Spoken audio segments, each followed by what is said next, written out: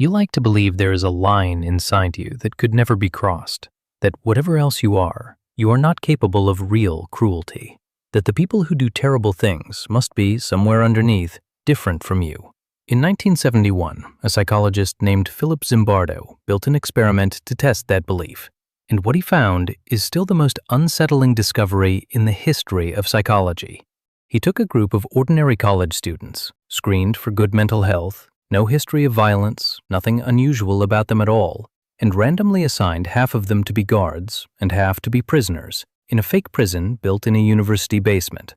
No script, no instruction to be cruel, just a uniform, a role, and 6 days.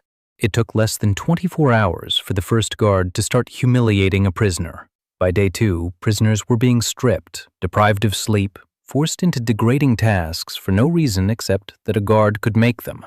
By day 5, one of the guards, a young man with no history of aggression who later couldn't explain his own behavior, was inventing new forms of psychological torment out of nothing but boredom and permission. The experiment was supposed to run for 2 weeks. Zimbardo shut it down after 6 days because he could no longer tell where the role ended and the person began. Here is the part that should unsettle you. None of those students were secretly cruel people. They were selected specifically because they weren't. What changed them wasn't who they were, it was what they were placed inside. Zimbardo called it the Lucifer Effect, the idea that ordinary, decent people can be turned toward cruelty, not by a defect in their character, but by specific conditions in their environment. And the conditions are quieter than you'd expect.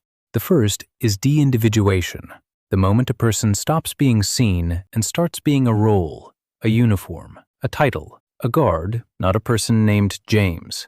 Once identity dissolves into a role, so does the personal accountability that comes with it. The second is dehumanization, the moment the person on the other side stops being fully human in your mind, a number instead of a name, a category instead of a face.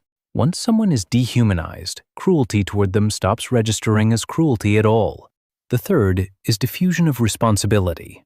Everyone is just one small piece of a larger system, so no one person feels the full weight of what's happening. I was just doing my part. Everyone else was doing it too. The fourth is escalation. Cruelty rarely arrives all at once. It creeps forward in small steps, each one only slightly worse than the last, until the unthinkable has quietly become routine. And the fifth is authorization.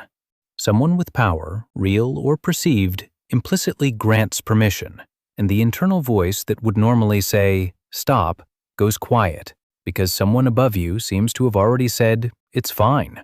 None of this requires a bad person. It only requires the right, or rather the wrong, set of conditions, and that is the part most people don't want to sit with.